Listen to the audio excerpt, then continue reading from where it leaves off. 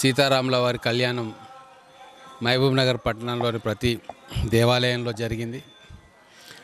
వాటన్నిటిని కూడా దర్శించుకొని ఆ కళ్యాణోత్సవాల్లో పాల్పంచుకొని ఇక్కడ మన్యంకొండ వెంకటేశ్వర స్వామి దర్శనం మేము అందరం కూడా వచ్చినాం. ఈ దేవస్థానంలో కూడా సీతారాముల కళ్యాణం జరిగింది.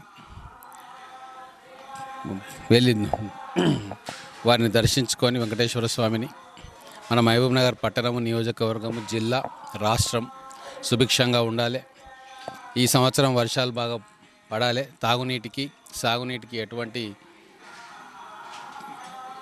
ఎద్దడి ఉండకూడదు అని చెప్పి ఆ భగవంతుని మొక్కుకోవడానికి ఈరోజు వచ్చిన శ్రీ పబ్బతి ఆంజనేయ స్వామి ఆలయ కమిటీ ఆధ్వర్యంలో ప్రతి సంవత్సరం కూడా వినాయక చవితి, సీతారాముల కళ్యాణ మహోత్సవం తదుపరి కార్యక్రమాలు చాలా నిర్వహించడం జరుగుతుంది.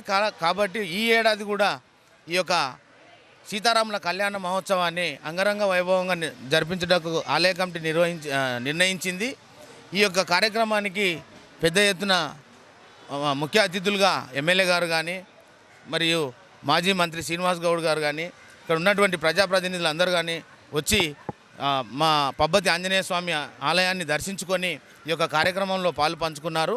ఇప్పుడు కళ్యాణం పూర్తి అయింది. తదుపరి కార్యక్రమం వచ్చేసి అన్నదాన కార్యక్రమం. ఇక్కడ ఉన్నటువంటి ఈ యొక్క ఆలయ కమిటీకి ఒక ప్రత్యేకత ఏంటంటే, ఈ ఊర్లో ఉన్నటువంటి మహబూబ్ నగర్లో పబ్బతి ఆంజనేయ స్వామి ఆలయ టెంపుల్ ఎక్కడ కూడా లేవు. ఫస్ట్ ఇక్కడ ఉంది, బాలాంజనేయ స్వామి అంటారు.